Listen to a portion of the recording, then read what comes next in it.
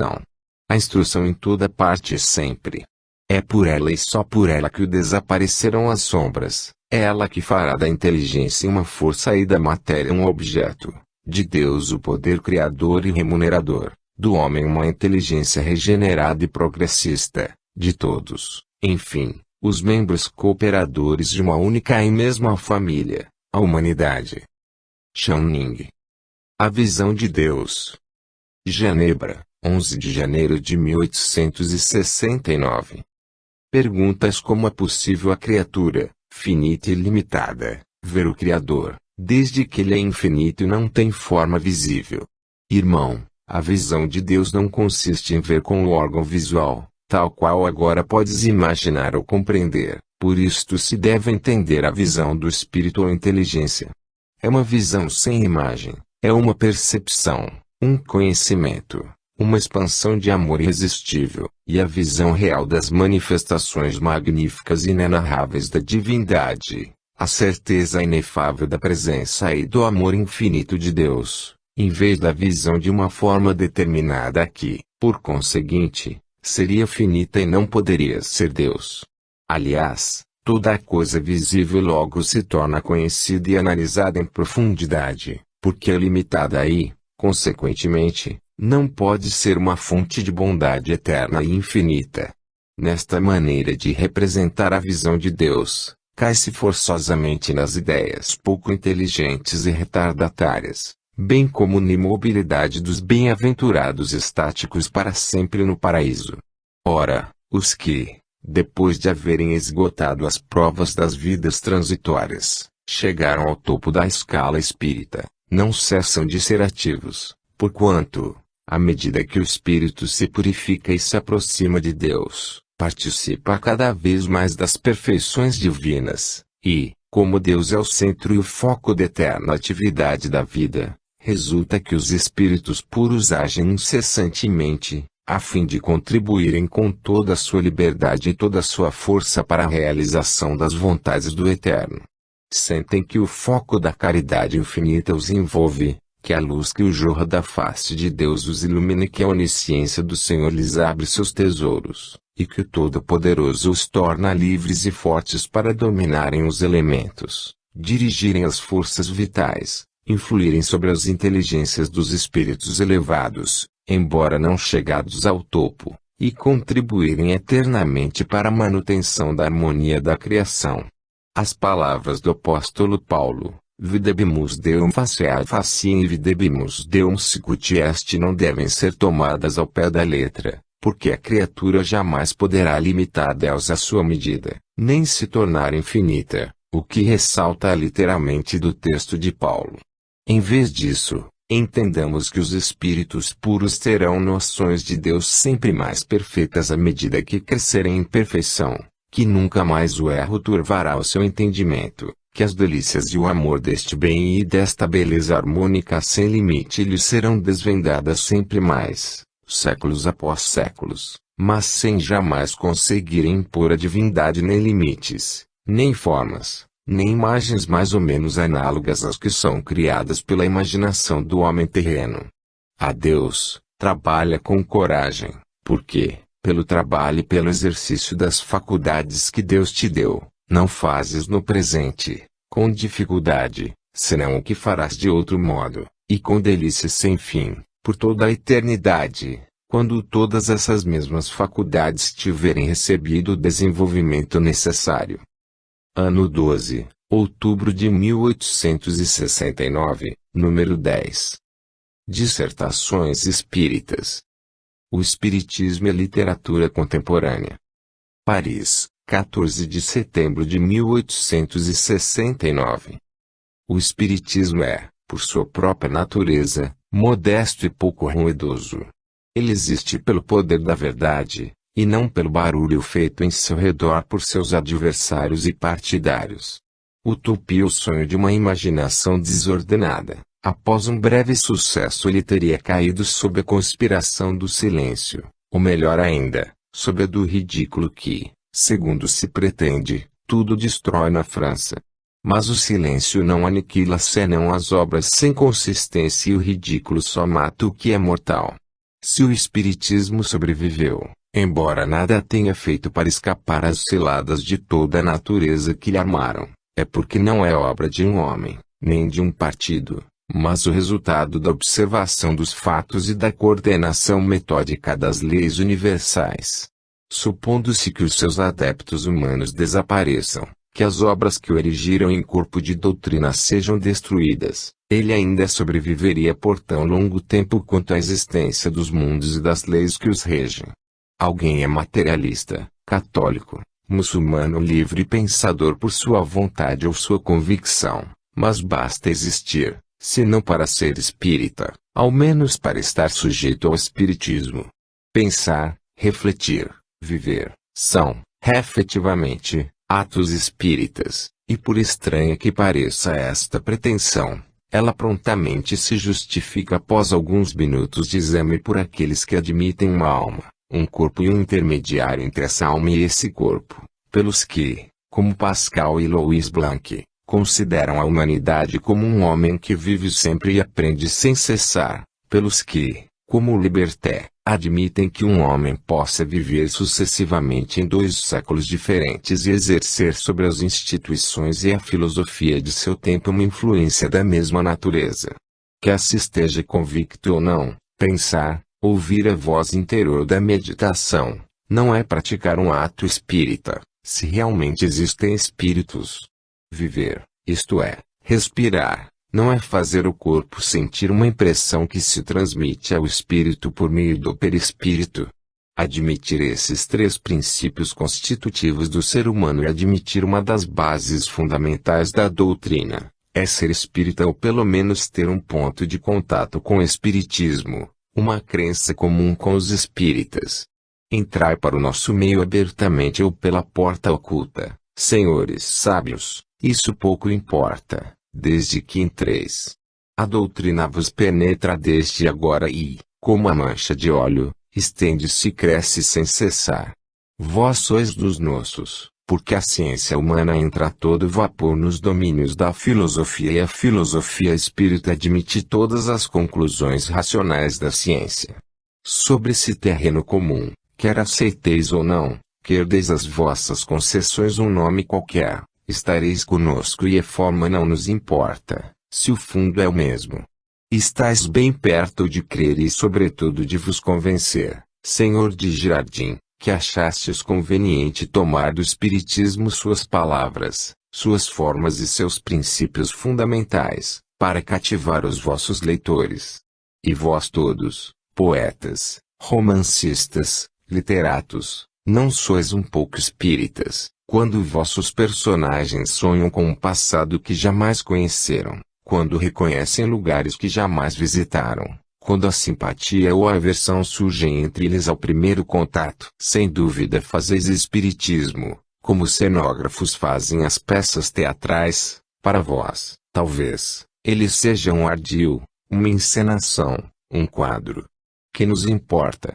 Não deixais de popularizar menos os ensinos que encontram eco em toda parte, porque muitos pressentem, sem poder definir, esses princípios de convicção sobre os quais as vossas penas sábias ou poéticas lançam a luz da evidência. O Espiritismo é uma fonte fecunda, senhores. É o inexaurível Golconda quem enriquece o espírito e o coração dos escritores que exploram e dos que leem as suas produções. Obrigado. Senhores, sois nossos aliados, sem querer, talvez sem saber, mas nós vos deixamos o julgamento de vossas intenções, para só apreciarmos os resultados. Lamentava-se a penúria dos instrumentos de convicções, o número de médiuns diminuía, seu zelo esfriava, mas agora, não é o poeta da moda, o literato cujas obras se disputam, o sábio encarregado de esclarecer as inteligências, os que popularizam e propagam por toda parte a nova convicção. Ah! Não temais pelo futuro do espiritismo.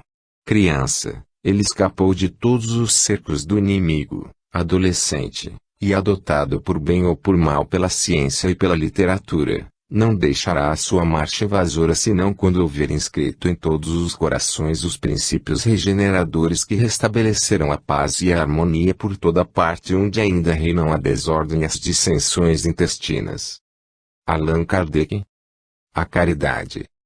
Sociedade Espírita de Paris, 9 de julho de 1869, Médium, Sr. Leymare. Caridade. Essa palavra existe desde o começo da humanidade. A partir do dia em que o homem estendeu a mão a outro homem, ele praticou um ato de caridade, e desde esse tempo desconhecido quantos fatos, quantos exemplos vivazes deste pensamento profundo da consciência humana. Exemplos de caridade têm sido relatados pelos historiadores e moralistas em obras presentes na memória de todos. Mas o que eu realmente queria que amasses, senhores, é essa caridade do coração verdadeiramente espírita, não interessando o processo, a maneira de fazer e as distinções sutis. Como é doce dar alguma coisa. Jamais a mão direita deve ver o que faz a mão esquerda. Caros espíritas, irmãos amados, aliviai os vossos semelhantes sem prevenção, dai aos que sofrem, aos que esperam, a essas mães, a essas crianças abandonadas, a todos os deserdados e fareis uma obra verdadeira. Mas tudo isso não passa da caridade banal, que todos os homens praticam, seja qual for a crença que pertençam.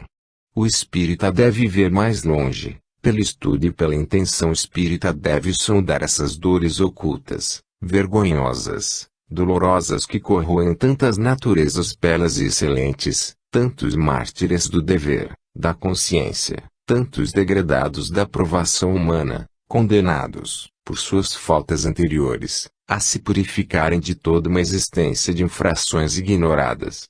Para estes tem de coração, atenções delicadas, palavras consoladoras, partilhai com esses corajosos da vida que lutam secretamente contra a força irritada, mas justa, que os fere sem cessar.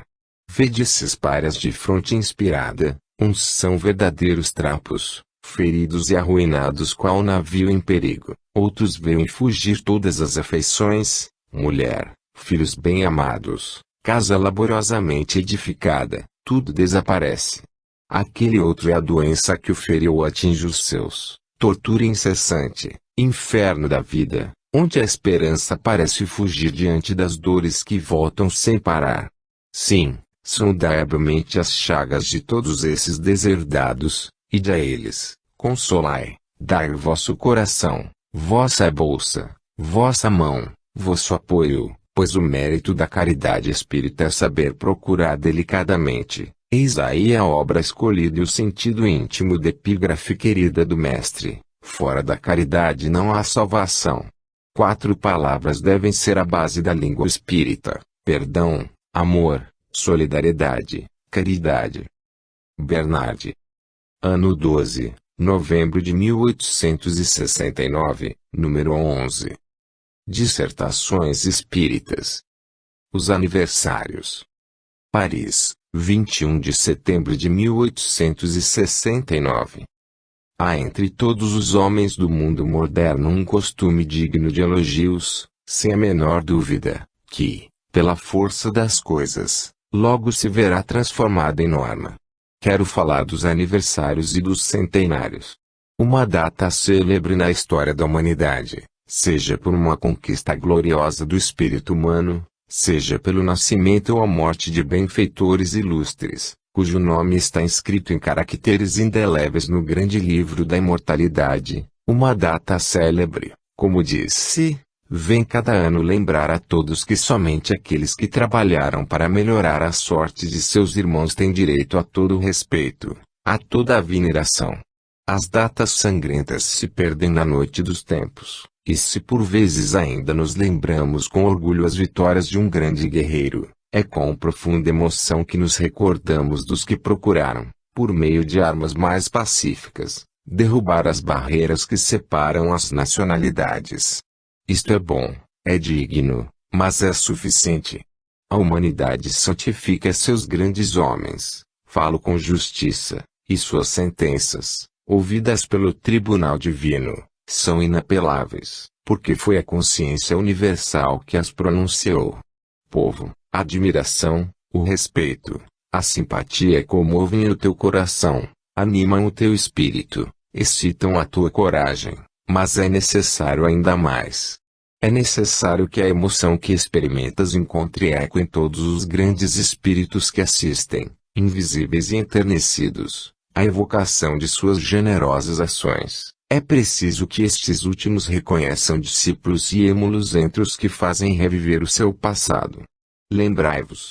A memória do coração é o selo dos espíritos progressistas, chamados ao batismo da regeneração, mas provai que compreendeis o devotamento de vossos heróis prediletos, agindo como eles, num teatro menos vasto, talvez, mas dignificante, para adquirir ou fazer que adquiram, aqueles que vos cercam, os princípios de liberdade, de solidariedade e de tolerância, que constituem a única legislação dos universos. Após 500 anos, João os vive na memória de todos, ele que não derramou senão o seu próprio sangue para a defesa das liberdades que havia proclamado. Mas, alguém se lembra do príncipe que, na mesma época, ao preço de enormes sacrifícios de homens e dinheiro, tentou apoderar-se das terras de seus vizinhos? Lembra-se dos salteadores armados que exigiam contribuição dos viajantes imprudentes? E, contudo, a celebridade está associada ao guerreiro, ao bandido e ao filósofo, mas o guerreiro e o assassino estão mortos para a posteridade. Sua lembrança jaz encerrada entre duas folhas amareladas das histórias medievais, o pensador, o filósofo, o que primeiro despertou a ideia do direito e do dever, que substituiu a escravidão e o jugo pela esperança da liberdade, está vivo em todos os corações. Ele não procurou o seu bem-estar e a sua glória, procurou a felicidade e a glória da humanidade futura. A glória dos conquistadores se extingue com a fumaça do sangue que eles derramaram, com o esquecimento das lágrimas que fizeram correr. A dos regeneradores aumenta sem cessar, porque o espírito humano, engrandecendo-se, recolhe as folhas esparsas em que estão inscritos os atos gloriosos desses homens de bem. Sede como eles, meus amigos, procurai menos o brilho que o útil, não sejais do número dos que combatem pela liberdade com o desejo de serem vistos, sede dos que lutam obscuramente, mas incessantemente, para o triunfo de todas as verdades, e sereis também daqueles cuja memória jamais se apagará. Allan Kardec. Inteligência dos animais. Sociedade de Paris, 8 de outubro de 1869, Médium, Sr. Leymare. Permiti-me, senhores, solicitar por alguns instantes a vossa atenção. Ocupai-vos muito do espírito de vossos inferiores na natureza, desses pequenos seres bastante inteligentes para tornar popular a crença, hoje admitida por expressivo número de grandes espíritos, que na escala ascendente das criações o homem é o topo, depois de ter passado por todos os graus hierárquicos dos seres. Por minha vez, aqui prestarei homenagem às harmonias de Kepler, o sábio predestinado que, a bem dizer, concebeu e ditou às gerações futuras os fundamentos inquebrantáveis das leis que hoje guiam os pesquisadores conscienciosos. A princípio eu vivia custosamente do meu trabalho, depois, chegando às facilidades, pude estudar e aprender. Por companheira, eu tinha uma mulher doce e inteligente e, sem filhos, esperávamos os cabelos branquearem com tranquilidade. Quando minha esposa morreu, eu tinha 60 anos, minha tristeza era tão grande que, sempre solitário com minhas lembranças, eu percorri os grandes bosques que rodeiam Mésias, queria morrer e não podia. Certo dia, caiu um pássaro aos meus pés, um pequeno gaio. Meu primeiro impulso foi apanhá-lo do chão, aquecê-lo, reanimá-lo, e, com efeito, o pobre animalzinho logo se tornou grande, gentil e, tanto quanto possível, engraçado. Seguia-me por toda parte, parecia adivinhar meu pensamento. Se eu estava triste, encostava-se em mim, fazia 1000 caretas e dava 1000 gritos estranhos, forçando-me a rir. Diante de uma visita, Era ameaçador. Seguia-me na jardinagem, esmigalhando a terra e rejeitando os calhaus. A mesa, reclamava sua provisão com insistência e cantava ou imitava o canário, a toutinegra, o gato, o cão, etc. Que quereis? Os dias tão tristes para mim se tornavam alegres, e este amiguinho, esta singular providência, animava-me interiormente. Fez-me amar a vida e pensar que Deus punha sempre ao nosso alcance uma compensação às nossas penas. Como vós, pensava que o animal devia ser tratado como amigo, como comensal, e que a última palavra do egoísmo e do orgulho humanos devia ser destruído pelo ensino que o vosso venerado mestre procurava propagar. Esta ideia consoladora tornou-se uma certeza e dela fiz o objeto de meus estudos prediletos. Nessas leituras eu encontrava amigos entre os comentadores e os filósofos, e se hoje vale alguma coisa no mundo dos invisíveis, sem nenhuma dúvida o devo ao meu Gaio, atirado brutalmente do ninho por algum inimigo malévolo de sua raça. Por vezes as pequenas causas produzem grandes efeitos. Eu procurava a morte e encontrei a vida radiante e plena das promessas sedutoras e verdadeiras da erraticidade silvestre. Observação: durante a sessão na qual esta comunicação foi obtida, discutiu-se a notável obra de Kepler sobre as harmonias dos mundos, algumas de cujas passagens foram lidas e comentadas por um dos presentes. Sem dúvida é este incidente que o espírito faz alusão. Sentimos-nos felizes por anunciar que a obra de Kepler, cuja tradução está muito avançada, será publicada num futuro próximo. Nós nos propomos a fazer a sua análise minuciosa na revista e assinalar particularmente aos nossos leitores um grande número de capítulos em que a maior parte dos problemas espíritas é tratado com uma elevação de pensamento e um poder de lógica capaz, quem sabe, de atrair seriamente a atenção do mundo erudito sobre a nossa filosofia. As Deserdadas. Sociedade Espírita de Paris, 2 de julho de 1869, Médium, Sr. Leymare. Venho-vos falar hoje das deserdadas, tão numerosas ainda, mas cujo números, reconhecemos com satisfação, está bem reduzido, considerando-se o que existia há algumas vintenas de anos. Essas deserdadas são nossas mães, nossas filhas, nossas irmãs. Outrora elas se ocupavam dos trabalhos penosos. Bestas de carga, máquinas de procriar, vencidas e postas na lista negra como uma coisa, pareciam encarnar por seus sofrimentos todas as brutalidades do dono, todas as potências da força sobre a fraqueza. A Idade Média ainda nos traz à memória o seu passado doloroso e sua contínua submissão. Hoje, porém, elas são respeitadas e amadas, pois a instrução se espalhou e o homem começa a apreciar em seu justo valor a companheira que o ajuda a atravessar as provas da vida com tanta solicitude e cuidados ternos e delicados. Sim, a despeito da educação irritante que nossas mães e nossas irmãs recebem, malgrado essa inoculação de pensamentos opostos aos do homem, a mulher se modifica profundamente. Embora obedeça a um preconceito arraigado a hábitos seculares, posto suas crenças não sejam as nossas e muitas vezes a pátria, o futuro, o progresso e a liberdade para elas sejam letra morta, apesar dessa educação enervante, tudo se transforma à nossa volta. O nosso íntimo se acalma e a nova geração, graças às disposições maternas, será mais forte, mais decidida, amante das artes, da indústria, da paz, da fraternidade e da solidariedade. Que em vossas cidades se abram cursos, reuniões, obras inteligentes, pois as salas são muito pequenas.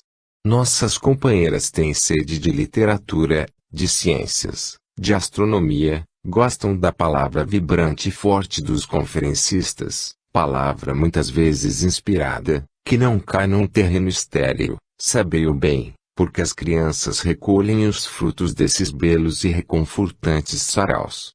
Finalmente a hora da redenção chegou para elas. Mães. Elas devem reviver em seus filhos, devem dar conta de suas obras à sociedade e, como valentes, querem saber e não ser estranhas a nada, são nossos iguais e nos devem completar. Peçamos para elas o apoio 3 vezes santo de todos os conhecimentos humanos postos ao seu alcance. Quem poderia, pois, melhor compreender o espiritismo que as mulheres?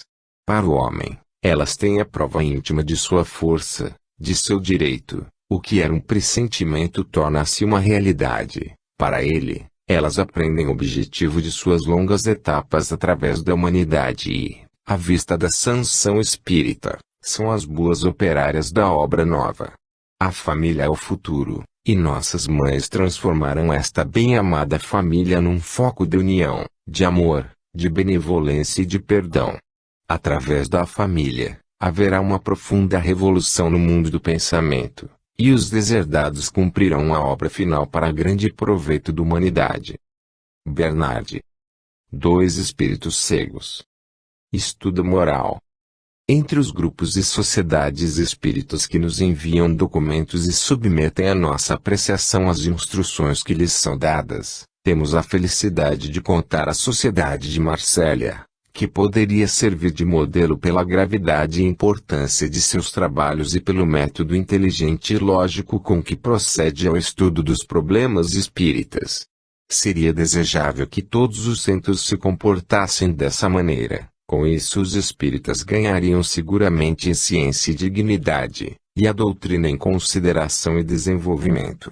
Consideramos um dever dar a conhecer aos nossos leitores o relato de uma manifestação obtida naquela sociedade pela mediunidade falante, faculdade que tende hoje a generalizar-se e que se tornará, inegavelmente, para todos os amigos da verdade e do progresso, uma fonte de estudos fecundos em resultados felizes.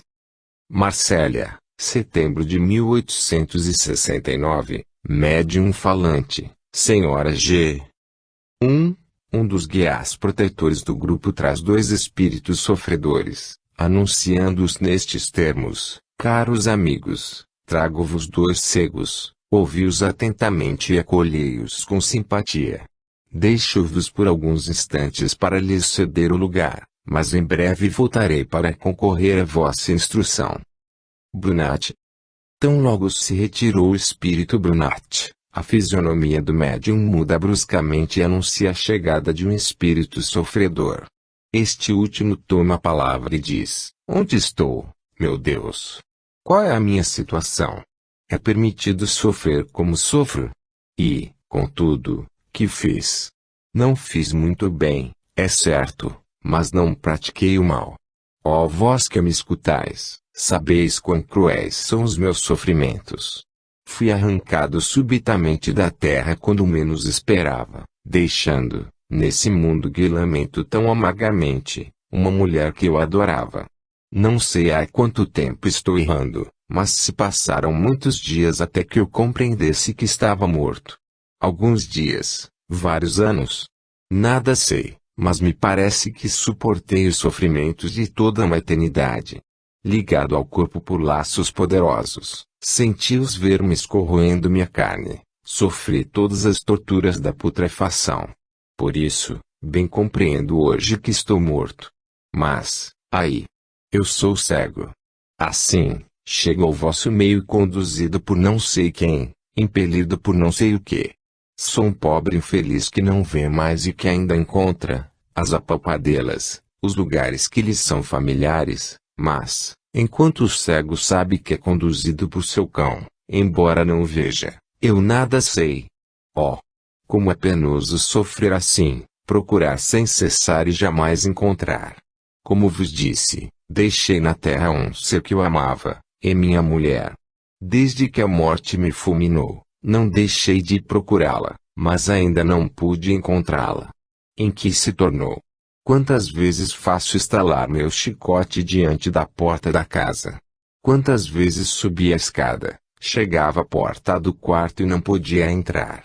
Como posso entrar na casa? Nada sei, este o meu tormento incessante, o sofrimento cruel que por vezes me fez desesperar da existência de Deus. Dizem que Ele é poderoso, e não pode abrir os meus olhos. Ele é bom, e não pode acalmar minha dor. Enfim, Sem dúvida mereci este suplício, que não me deixa nenhum repouso. Oh! Procurar sempre e sempre procurar em vão. Se o amor não fosse uma palavra vã, parece que eu já teria traído esse ser que amo e sem o qual não posso viver. Não sabeis o que foi feito dela. Não, vejo que nada sabeis. Ninguém pode dar notícias suas. Creio que ficaria mais calmo se pudesse vê-lo e com ela falar.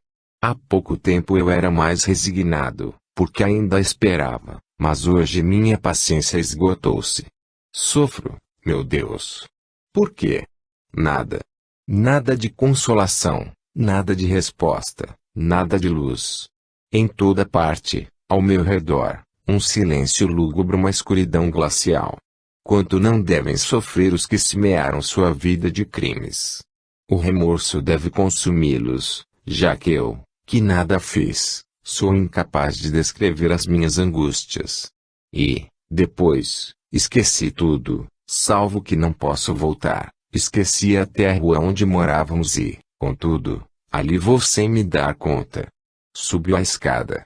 Chamo e ninguém me responde. Entretanto, alguma coisa me diz que ele me ouve. Oh! Se pelo menos eu tivesse paciência.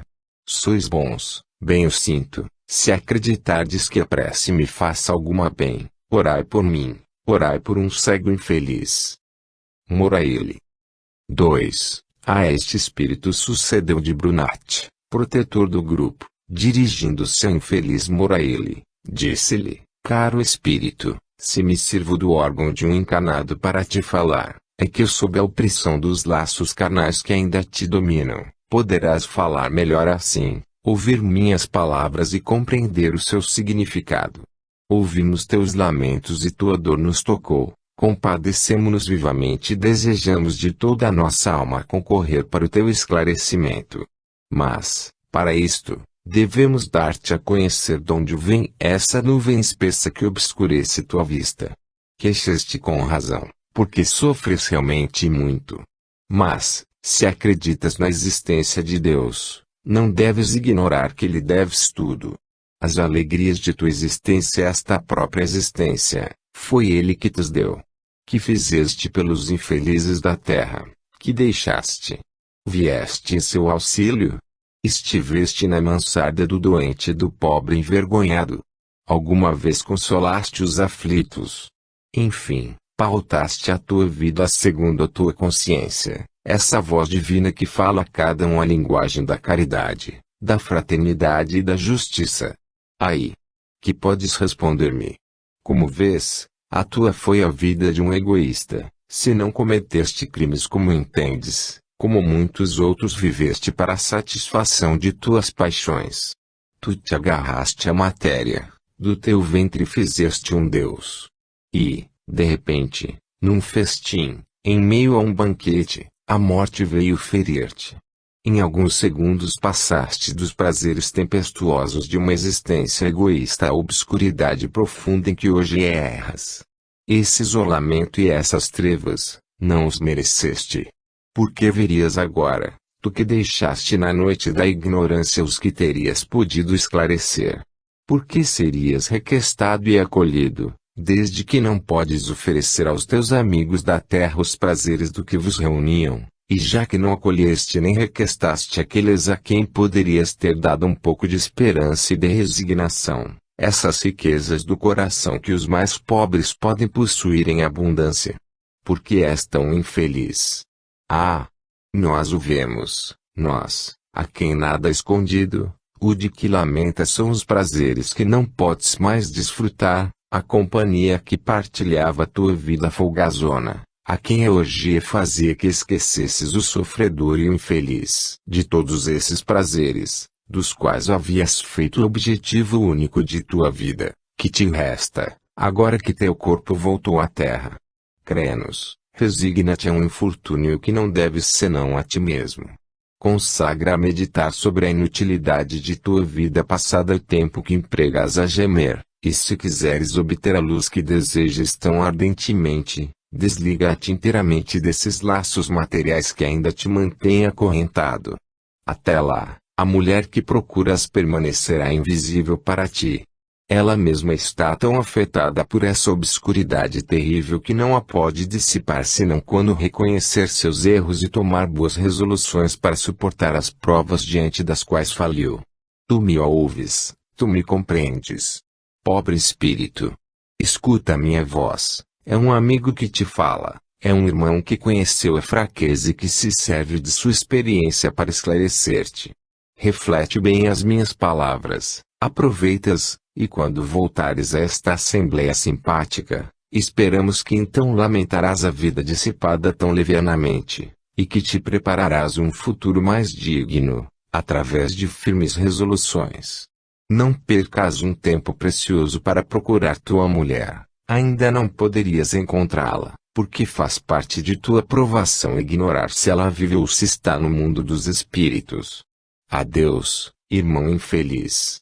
Tens a nossa simpatia e o nosso sincero interesse pela tua sorte. Brunat. 3. Após alguns instantes, um espírito ainda mais infeliz que o primeiro apoderou-se do médium e o pôs em estado de agitação extrema. Enfim, pouco a pouco, volta a calma e o espírito pode comunicar-se e falar. Eu quero. Matei-me para o rever. Por que não está aí? Que devo fazer?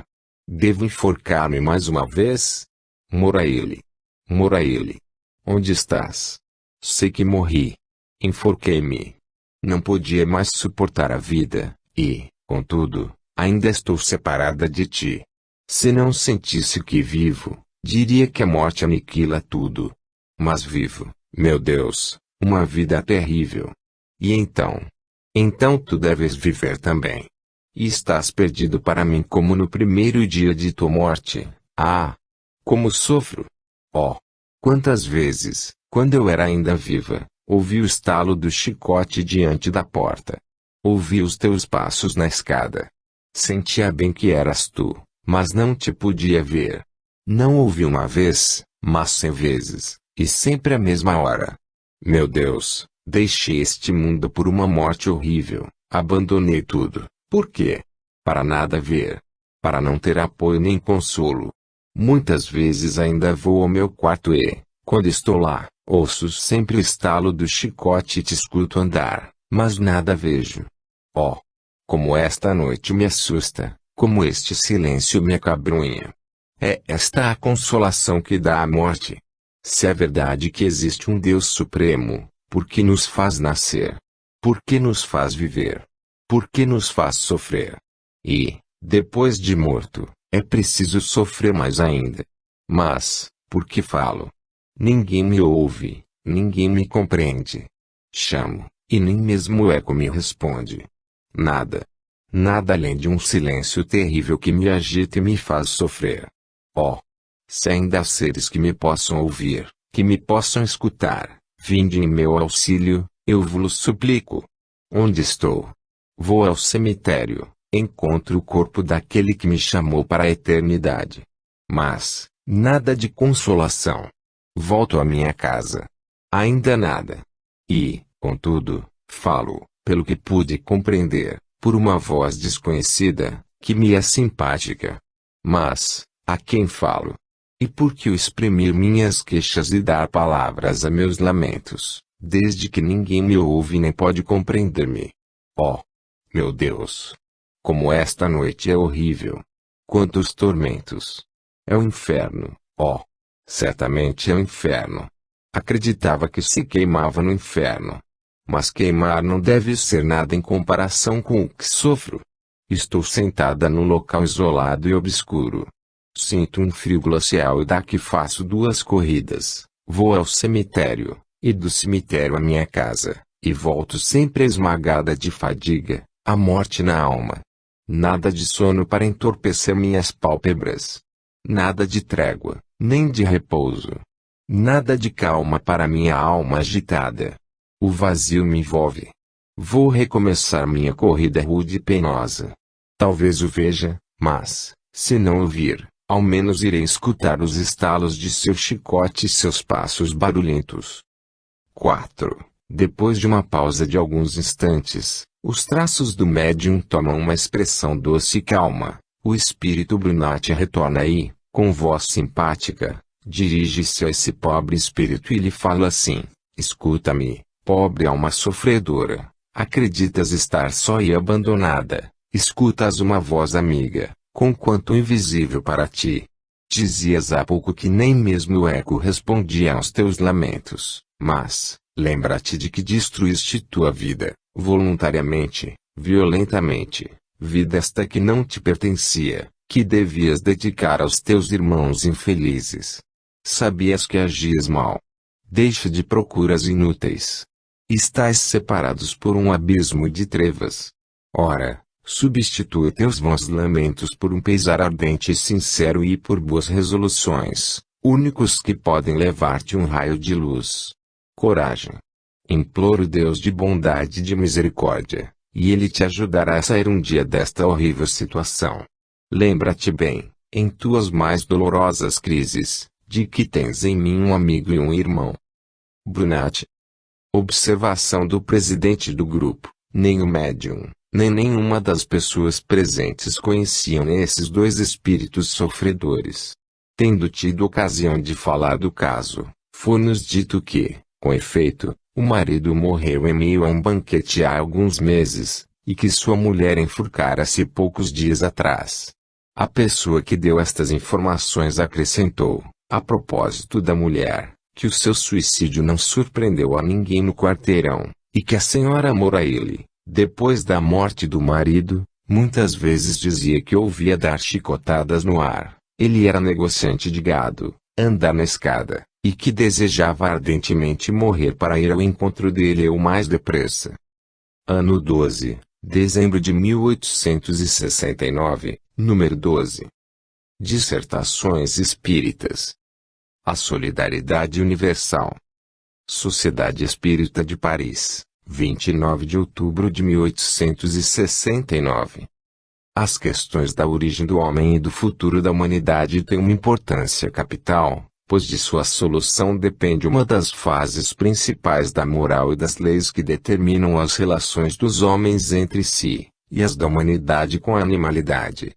Quando todas as criações eram referidas à humanidade, quando o universo e todos os seus esplendores eram feitos apenas para deleitar seus olhos, o homem, esta criação superior, esse rei absoluto da natureza animada e inanimada, existia sobretudo para o orgulho e para o egoísmo, era o conjunto de todas as perfeições criadas. Deus reunira nele todas as faculdades e nada havia feito senão para ele. Mas o progresso marcha, a ciência aplica sua lupa de aumento sobre todas as leis, faz aparecer em mão a todas as nossas torpezas e mina todas as nossas ilusões. Não foi para o prazer dos nossos olhos que esses orbes de ouro foram criados, leis imutáveis e universais os regem como nos regem, têm uma vida à parte, uma existência própria e seres tão ou mais adiantados que a humanidade aí prossegue em sua marcha incessante através do infinito, para a conquista do progresso. O orgulho e o egoísmo universais do homem se acham reduzidos às proporções terrenas. O homem não é mais o senhor do universo, tendo apenas Deus como superior. É uma parte da criação superior, mas não é toda essa criação e deve reconhecer que se ele tem inferiores, é bastante imperfeito por ter superiores que o distanciam na rota da perfeição. Seria ele obrigado a restringir ainda mais o seu império. Em vez de ser um dominador terreno com direitos assegurados, não seria mais que um novo rico. Nasceria nesse caos obscuro que se agita a seus pés. As inteligências que o cercam e que se elevem a uma altura notável nos seres submetidos à sua dominação, poderiam um dia igualar a sua. Não é mais que um animal humano, e o animal seria um homem futuro. Que perspectiva penosa para os desdenhosos e seus espíritos limitados. Mas que novas fontes de gozos intelectuais. Que clarão imenso, permitindo entrever mais o incriado, pelos espíritos progressistas por excelência. Essas criaturas inferiores, até aqui consideradas como produtos informes da divindade ensaiando-se para a criação, não seriam mais que moldos sucessivos de um mesmo ser. Nenhum seria privado do benefício de seus atos. Este animal que sofre, que sente, que ama, que percebe e se manifesta, poderia, como o próprio homem, fazer o seu futuro pelos próprios atos. Ser instrumento de sua felicidade futura. Que há de revoltante em tal concepção? E não insultaríeis a Deus, vós que considerais uma abjeção que a humanidade tire sua origem da animalidade? Em que a animalidade, criada pela mesma potência, seria menos nobre que a humanidade? Desde que a Terra gira, a moral perdeu a aparência de um anão para tomar o corpo de um gigante. Continuai vossas pesquisas, estudai, meditai incessantemente e descobrireis que a humanidade é apenas um elo da imensa cadeia que, do infinitamente pequeno, o átomo, conduz ao infinitamente grande, Deus, e a moral não terá limites, como aquele que a decretou. Xiao Ning. Fim.